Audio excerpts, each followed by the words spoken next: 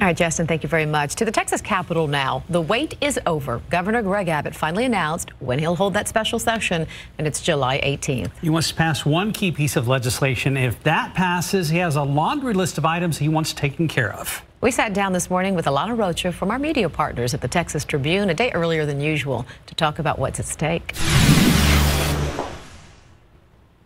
Alana, good morning. A lot to talk about. Let's dive into that first item on Abbott's agenda. That's that sunset bill. With 140 days in the regular session, how did lawmakers fail to pass this key measure to keep several state agencies up and running? Well, it became the political hostage, if you will. If you remember, in that final weekend, it began and ended with dueling press conferences with the House and Senate pointing fingers across the rotunda on why that legislation, they were up against 48 hours till the end of session to pass it.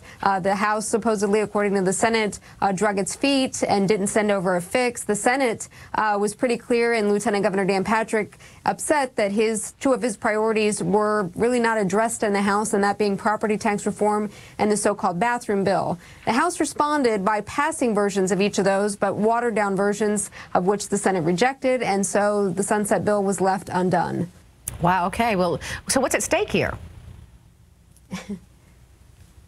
The sunset process is every 12 years, different state agencies come up for review to make sure that they're still operating and functioning efficiently. Well, some of the agencies that are in this bill that failed to pass include the Texas Medical Board, which means, Senator Larry Taylor, I believe, said some 205,000 physicians are licensed by that board here in Texas. And without that board, you won't have physicians in Texas, which isn't exactly so. You'll still have doctors. They just won't be licensed because there'll be nothing in statute that says what a doctor is, or a licensed physician at least, is here in Texas. So it's very important that they get this done. And we know that Abbott said none of the 19 items that follow it will be addressed until that bill passes. So that's number one on the agenda. You're talking about the 19 other bills. That includes expanding a statewide texting while driving ban that he just signed on Tuesday. So the ink's barely dry on that one. What is this about? Why do we need to expand it?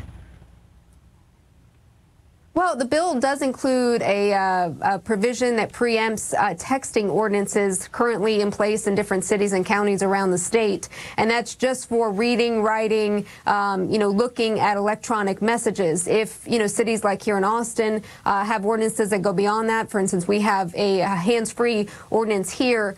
He wants to preempt those as well and not have a patchwork quilt, I believe he called it, of ordinances and over-regulation, he called it as well.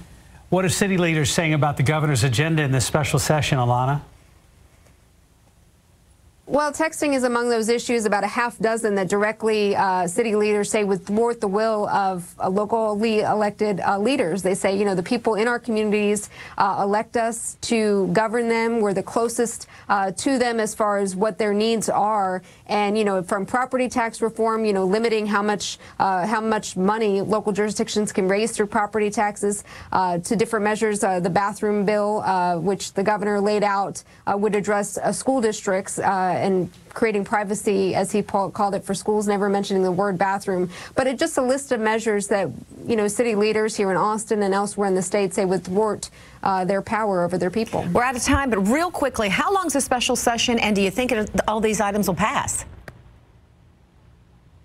30 days, and no. If they had 140 days to tackle a lot of these issues, and the fact that the 19 won't be taken up until that one passes, they're up against the clock before they even start. Well, so much to talk about. I'm glad we could meet a day earlier than usual. Alana Rocha with the Texas Tribune, thank you so much.